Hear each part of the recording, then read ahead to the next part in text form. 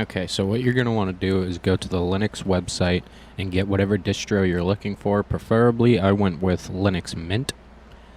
You're going to need at least a 16 gigabyte USB flash drive, and you're also going to need to get the balance etcher patcher, which it's going to flash your USB in order to load up any type of distro, whether it be Windows or a Mac OS or Windows, stuff like that.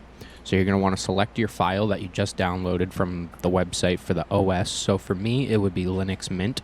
You're going to want to select a target, which would be your USB. Then you're going to want to hit flash, and then you're going to wait a little while for it to validate all the files. And then you're going to want to hold Option on your MacBook when you're booting it up, and then you're going to click the USB.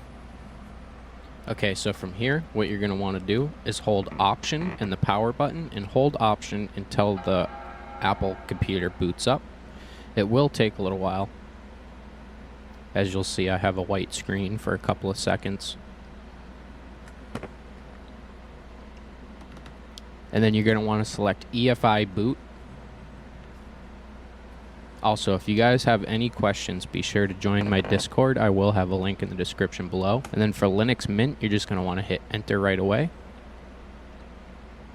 And then you're going to wait a little while. And then boom, Linux Mint just mounted itself and is booting right up on my hard drive. And then hopefully from here, you'll be able to install like any other distro or any other type of OS straight from Linux. It should make it a lot easier. So my problem was I wasn't able to boot up any OS at all because I accidentally deleted the OS X Mountain Lion.